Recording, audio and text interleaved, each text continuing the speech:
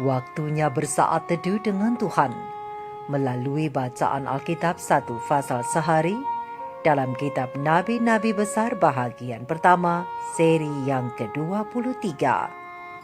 Kitab Yesaya pasal 23, hukuman terhadap bangsa-bangsa, ucapan ilahi terhadap Tirus dan Sidon.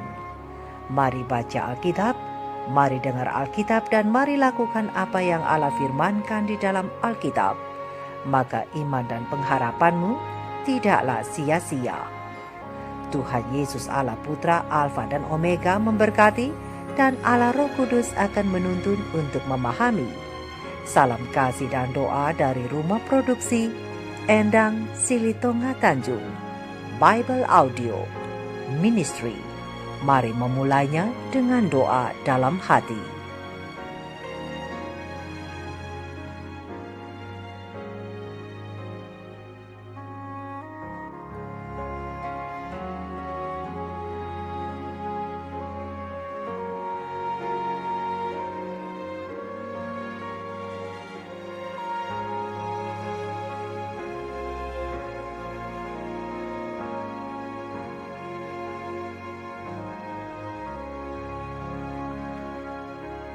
Ucapan ilahi tentang Tirus. Merataplah, hai kapal-kapal Tarsis, sebab Tirus sudah rusak. Tiada lagi rumahmu atau pangkalanmu. Ketika mereka masih di negeri orang Kitim, telah dinyatakan hal itu kepada mereka. Berdiam dirilah, hai penduduk tanah pesisir. Hai saudagar Sidon, suruhan-suruhanmu mengarungi laut dan berlayar di samudra besar.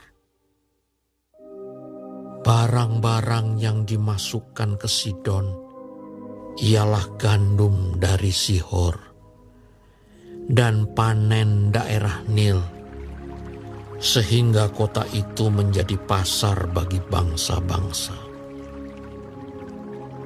Taulah malu, hai Sidon, sebab laut, benteng laut, berbicara, katanya, aku tidak pernah menggeliat sakit dan tidak melahirkan.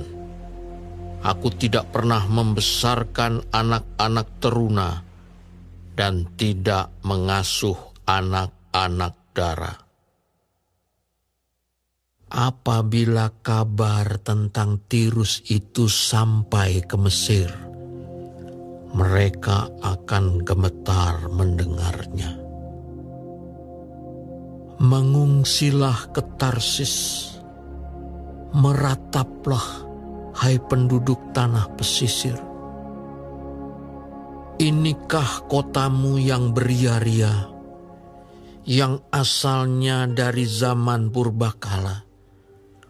Orangnya telah melawat ke tempat yang jauh untuk merantau ke sana.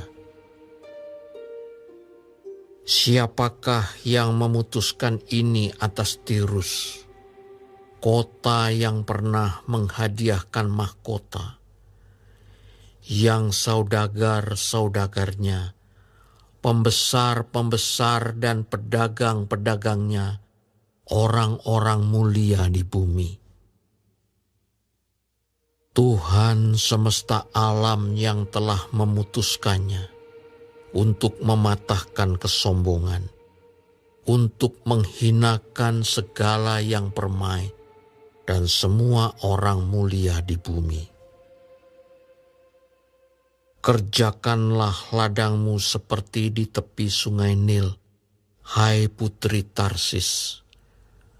Sudah tidak ada lagi galangan-galangan kapal. Tuhan telah mengacungkan tangannya terhadap laut dan membuat kerajaan-kerajaan gemetar. Ia telah memberi perintah mengenai Kanaan untuk memusnahkan benteng-bentengnya. Dan ia telah berfirman, Engkau tidak akan beria-ria lagi, hai anak darah yang digagahi, hai putri Sidon. Bangkitlah, mengungsilah kepada orang Kitim. Di sana pun juga tidak akan ada tempat yang senang bagimu. Lihat negeri orang Kasdim. Bangsa itulah yang melakukannya, bukan orang Asyur. Mereka telah menyerahkan Tirus kepada binatang-binatang gurun. Mereka telah mendirikan menara-menara pengepungan dan telah meratakan puri-puri kota itu dan membuat kota itu menjadi reruntuhan. Merataplah, hai kapal-kapal Tarsis, sebab sudah dirusakkan bentengmu.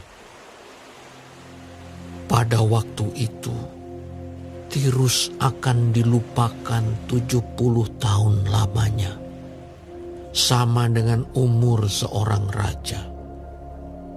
Sesudah lewat 70 tahun, akan terjadi kepada Tirus seperti terjadi kepada perempuan sundal dalam nyanyian ini. Ambillah kecapi, kelilingilah kota, hai sundal yang dilupakan. Petiklah baik-baik, bernyanyilah banyak-banyak, supaya engkau diingat orang. Dan sesudah lewat 70 tahun, Tuhan akan memperhatikan Tirus, sehingga ia kembali mendapat upah sundalnya, dan ia akan bersundal dengan segala kerajaan yang ada di muka bumi. Labanya dan upah sundalnya akan kudus bagi Tuhan, tidak akan ditahan atau disimpan, tetapi dengan labanya itu akan disediakan makanan yang cukup dan pakaian yang indah bagi orang-orang yang diam di hadapan Tuhan.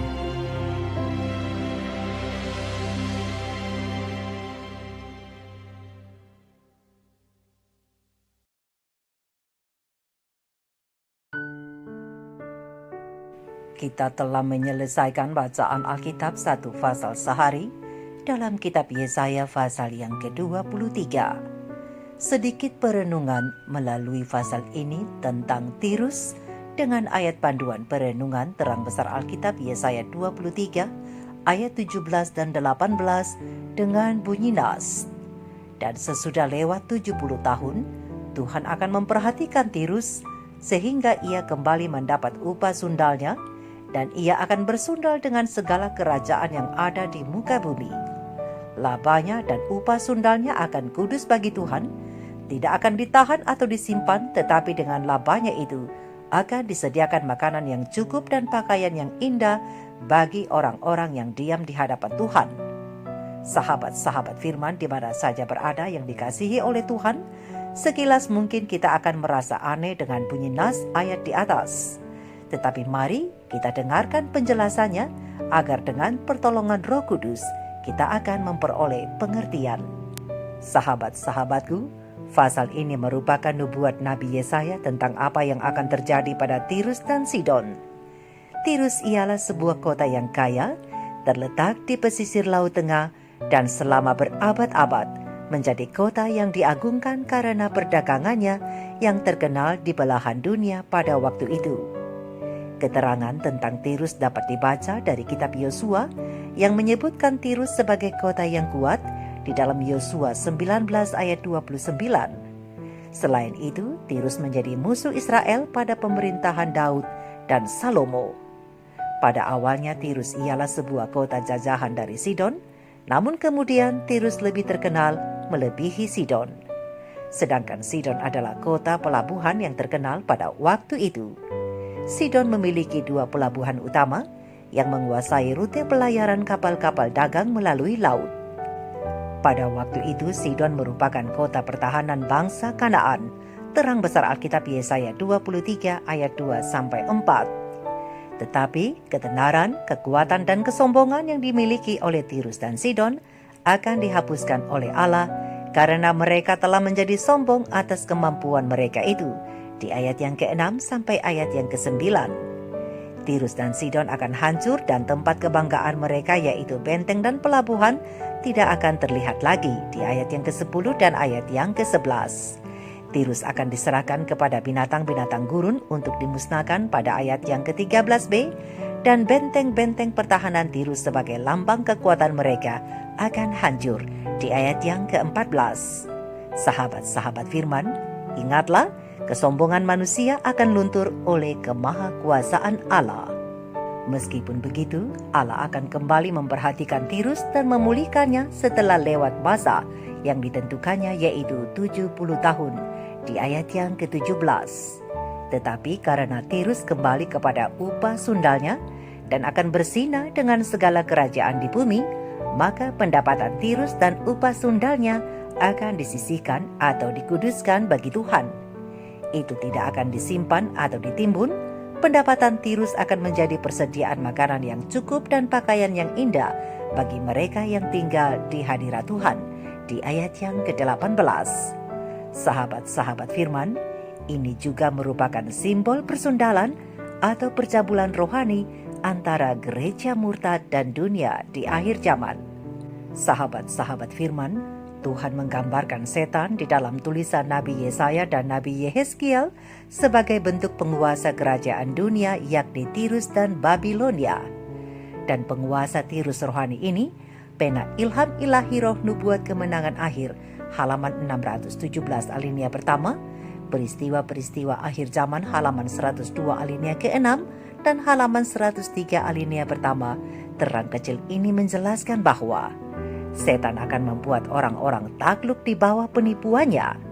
Yang pertama melalui spiritisme, kemudian yang kedua menciptakan ikatan simpati dengan Roma, dan yang terakhir melalui dunia Protestan Amerika Serikat. Protestan Amerika akan menjadi yang terdepan untuk mengulurkan tangan melintasi jurang pemisah untuk menggenggam tangan spiritisme itu. Kemudian mereka akan menjangkau melintasi lubang yang tak terhingga dalamnya untuk berjabat tangan dengan penguasa Roma. Dan di bawah persekutuan tiga serangkai ini, negara ini akan mengikuti jejak Roma dalam menginjak-injak hak-hak hati nurani. Sejarah akan berulang. Agama palsu akan ditinggikan. Hari pertama dalam pekan, suatu hari kerja biasa yang tidak memiliki kesucian apapun akan ditegakkan seperti halnya patung di Babel itu.